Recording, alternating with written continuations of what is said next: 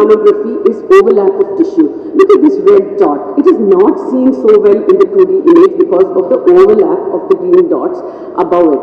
But when you take a slice exactly of where the red dot is, you can see it. So this is the principle of 3D mammogram. Here you have a regular mammogram and this is the X-ray tube. Now what happens here is you can see that the tube rotates over an arc of 20 degrees across the breast and a series of low dose images are acquired at different angles every 1 degree for 5 seconds, and these are reconstructed to 1 millimeter sizes on the computer and played on the monitor, on the workstation monitor.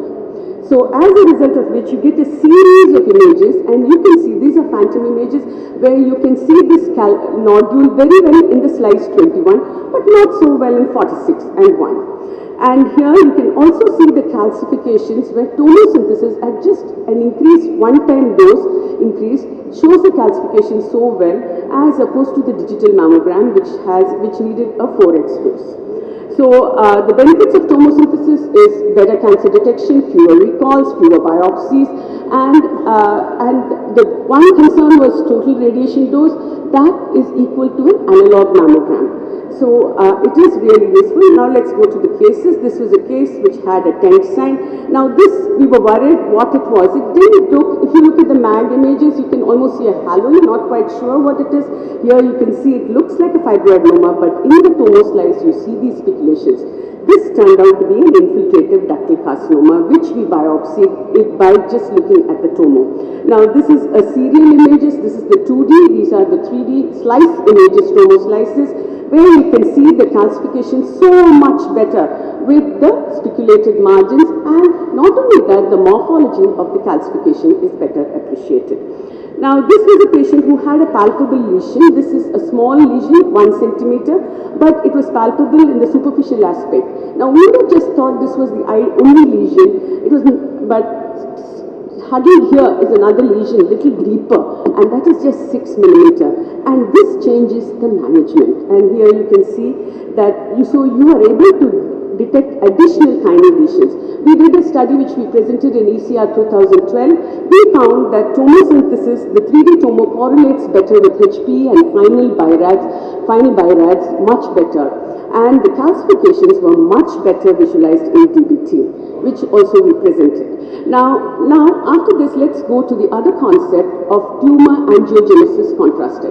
Contrast enhanced study is based on the principle of the fact that tumor vessels are leaky. Rapidly growing tumors require an increased supply of blood to support their growth. The contrast agent hence preferentially accumulates in such areas, and they form a method of imaging the distribution of the agent in the breast tissue. Now contrast mammogram is, contrast enhanced studies are best used in MRI, which is a very robust technology. It is beginning to be used in mammogram, but the compression of the breast affects the absorption of the contrast. So it is not really that widely used.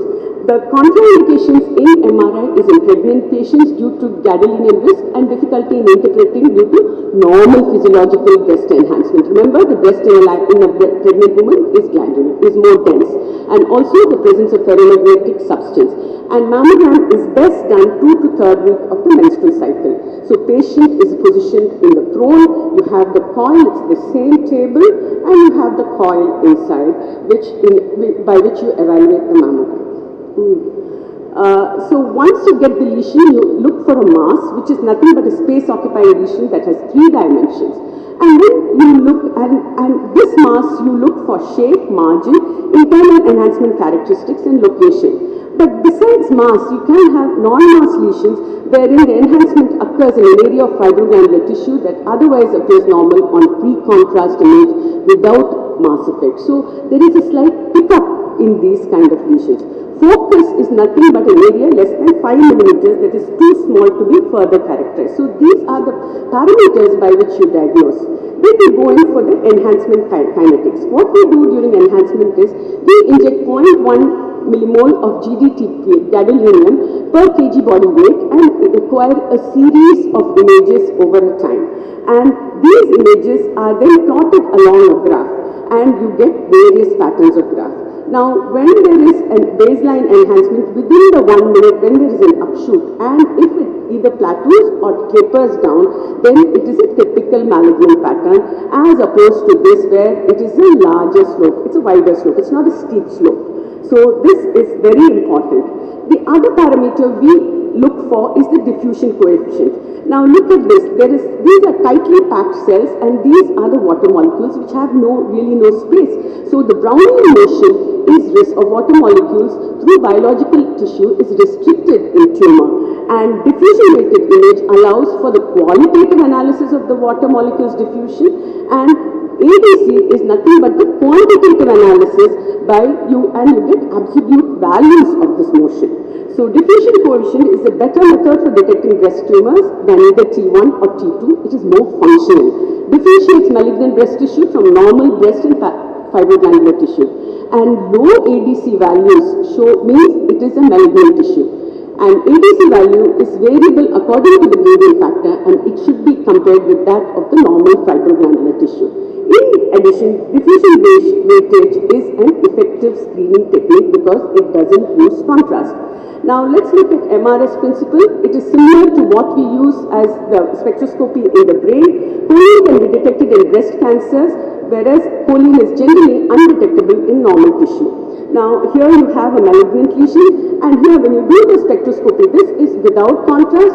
The MRI itself detects the magnetic moments of the molecules in the 3 to 4 pixel area, voxel area, and you get the choline peak. This is very good, particularly before and after neoadjuvant chemotherapy, to check whether your therapy works. The problem with spectroscopy is the technique is not yet robust. The MRI is not able to pick up the subtle increase in metabolites, so it has to evolve. So at the end of it all, we have the multi-parametric imaging, which is a combined approach where you use the T1, T2, diffusion, and the contrast enhanced kinetics and spectroscopy. All these 5 parameters help us.